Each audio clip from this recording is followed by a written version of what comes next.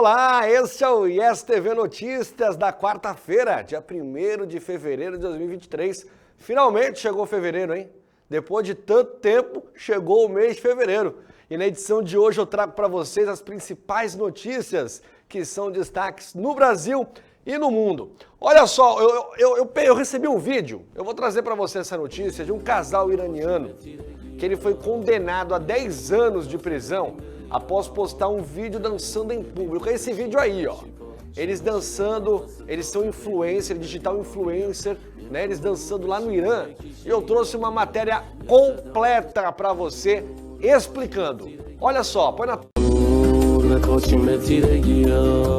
Uma simples dança para as redes sociais levou um casal de influencers para trás das grades com uma pena de 10 anos de prisão. O casal Astuaz Hagigi e seu namorado Amir Mohamed Ahmadi, de aproximadamente 20 anos, gravaram em frente à Torre Azad, um conhecido monumento de Tirã.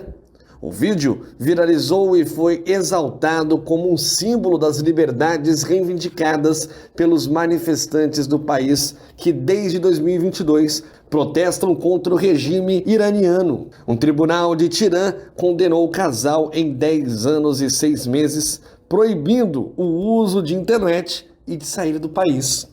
Vamos colocar esse vídeo de novo, só para o pessoal de casa assistir, o vídeo completo, olha só.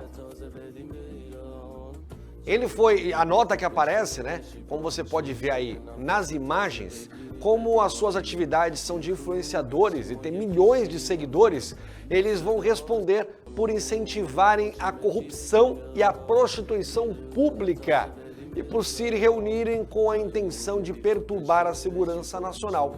Segundo os ativistas do país, o conteúdo foi interpretado como provocação ao governo iraniano. Aí eu quero te perguntar o seguinte, você, pode trazer para mim, pode jogar para mim, que é o seguinte, você mora lá, você conhece as regras de lá, para que você vai fazer um vídeo infringindo todas as regras daquele local? Você que está achando que está no Brasil, não, você está fora, lá tem regra, existem regras, né? E aí 10 anos e 6 meses. E ainda não podem usar a internet e nem sair do país. Para influenciadores hoje em dia que não vivem sem internet, já é mais do que uma pena, já é mais do que uma prisão perpétua, né? Continuando, dando continuidade para você, a corrupção na América Latina consolida a criminalidade. Ela é consolidada a criminalidade, diz a Transparência Internacional. Desde 1995, o índice de percepção da corrupção da Transparência Internacional classifica anualmente mais de 180 países e territórios em uma escala que vai de 0, que é muito corrupto, a 100, que são os mais honestos. Põe na tela para você conferir. Há mais de 28 anos, uma pesquisa internacional mostra que os países com os maiores índices de corrupção, desta vez o comparativo equipara com o da criminalidade. Nessa pesquisa, a escala vai de 0, muito corrupto, a 100, muito honesto. Países como Dinamarca, com 90, Finlândia, com 87 e Nova Zelândia, com 87, permanecem como os países menos corruptos do mundo. De acordo com o relatório publicado nesta terça-feira, dia 31 de janeiro, os países como Somália, 12, Síria, 13 e Sudão do Sul, 12, têm os piores índices de porcentagem de corrupção. A Hungria, com 42, é o país pior colocado na União Europeia. Os países com menos índices são aqueles que geralmente estão sempre em guerra ou que vivem em constante violência, que são os casos de países como Venezuela, com 14, Haiti, com 17, Nicarágua, com 19 e Honduras, com 23, que têm as piores notas da América Latina. Nesses países, os índices diminuíram consideravelmente desde 2017. Os elevados níveis de corrupção na América Latina e a ausência de medidas para combater o problema favorecem as redes criminosas e aprofundam a violência em uma região com taxas de homicídio altas. Adverte a Organização de Transparência Internacional. É aquilo que eu sempre comento, que eu sempre falo, né?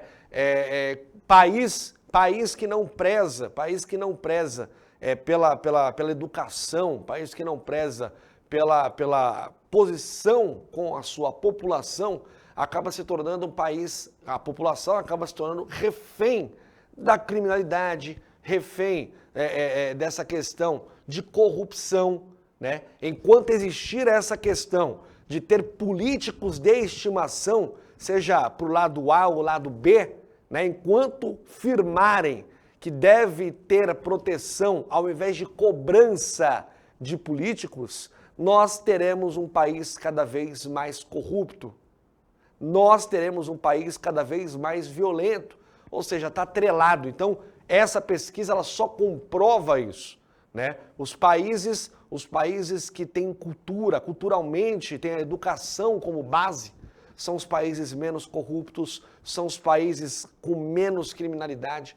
Então, é parar e pensar, parar e analisar, né? Trazendo todo esse conceito aqui para a gente, é parar e analisar o que nós estamos errando, né? O que nós estamos errando? Será que estamos protegendo demais? Será que nós estamos cobrando de menos, né? Então isso precisa ser mudado, isso precisa ser corrigido para que nós possamos ter um país justo, um país sem corrupção, né? Ou né? Não sei se sem corrupção tem como ser, né? Mas com taxas menores e um país muito mais seguro. E isso dá para ser feito.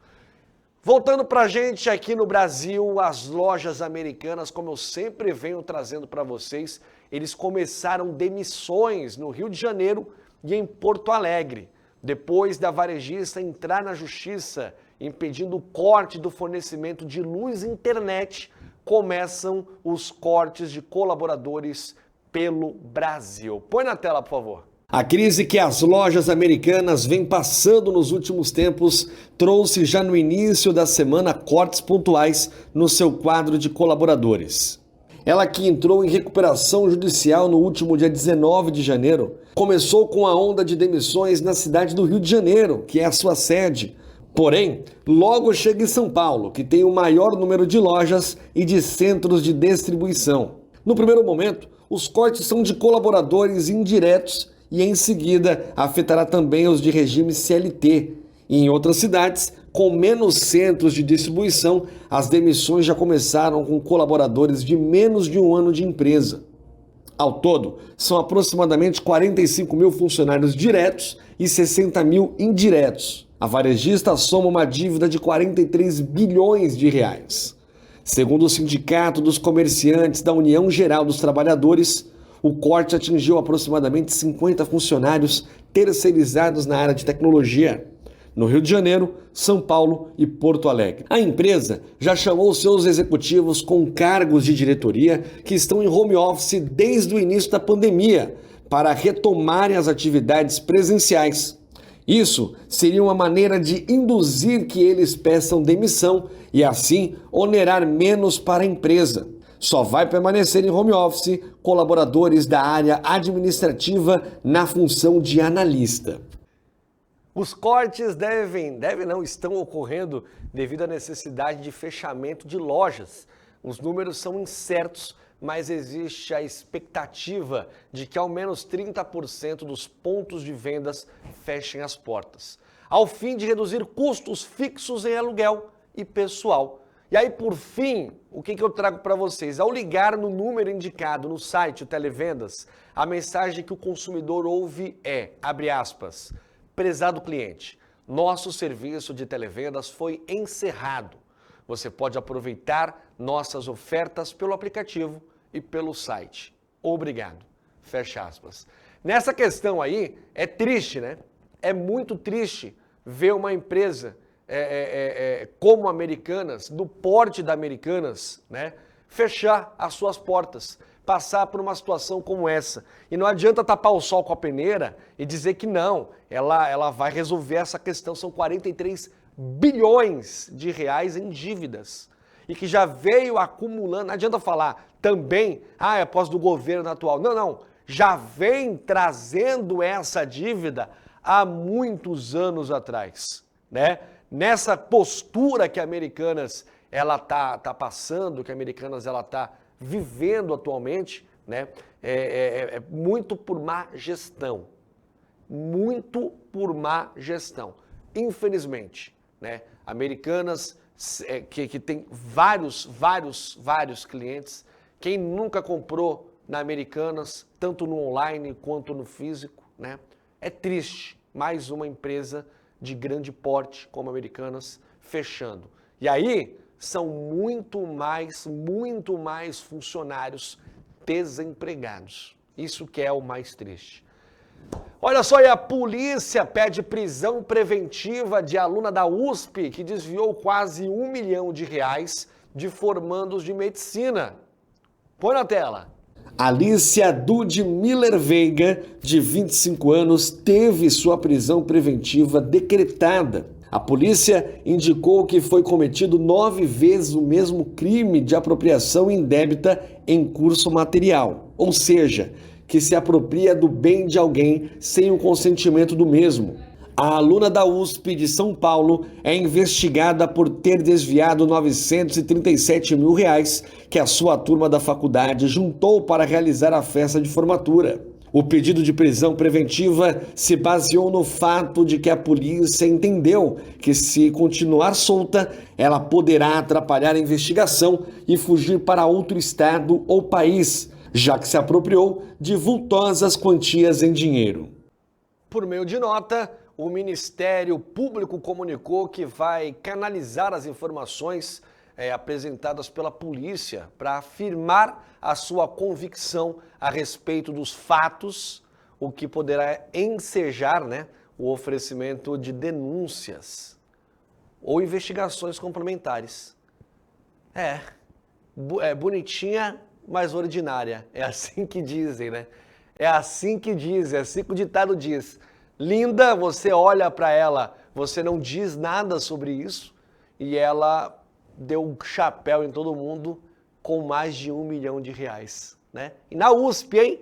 Na USP, que diz ser a faculdade mais correta que existe. Olha, o ex-presidente Bolsonaro promete seguir ativo na política durante evento nos Estados Unidos. Entre centenas de apoiadores de todas as idades, Bolsonaro se pronunciou pela primeira vez em um evento público. Põe na tela. O ex-presidente Jair Bolsonaro continua na Flórida desde o dia 31 de dezembro de 2022. Desta vez, ele participou de um evento que reuniu representantes da direita em Orlando com aproximadamente 400 apoiadores. Bolsonaro foi homenageado em um evento organizado pela Yes Brasil, uma organização conservadora criada por brasileiros que moram nos Estados Unidos. O local escolhido, o salão de festas de um restaurante localizado em um shopping center ao lado de uma pista de boliche, ficou animado com a sua chegada. Longe das investigações e de um país do qual afirmou sentir muitas saudades, Bolsonaro recebeu o carinho dos seguidores em Orlando. Muitos o abraçaram, fizeram selfies e o aplaudiram quando chegou ao salão. O ex-presidente acompanhou por 1 hora uma série de homenagens, uma oração em seu nome, 2 canções e vários discursos com elogios a seu governo. Muito importante, não podemos abandonar a política, pessoal. A política faz parte da nossa vida. Eu estou com 67 anos e pretendo continuar ativo na política brasileira. A gente lamenta o que alguns inconsequentes fizeram no dia 8 de janeiro. Aquilo não é a nossa direita, não é o nosso povo. Não é o nosso povo. O evento de terça-feira foi o primeiro ato público de Bolsonaro desde a sua chegada a Orlando, onde está morando na casa do ex-lutador de MMA José Aldo. Na segunda-feira, foi anunciado que Bolsonaro deu entrada em um pedido de visto de 6 meses para permanecer nos Estados Unidos. Bolsonaro, patriota, como ele diz, né? Estamos aguardando que ele possa voltar. Ele vai continuar na política, né? Mas que seja necessário vir para cá, para o Brasil, e mostrar isso. né? Olha só, mais notícias para você amanhã aqui com o Yes TV Notícias. Eu volto amanhã. Muito obrigado pela sua audiência. Um beijo, fica com Deus e tchau, tchau.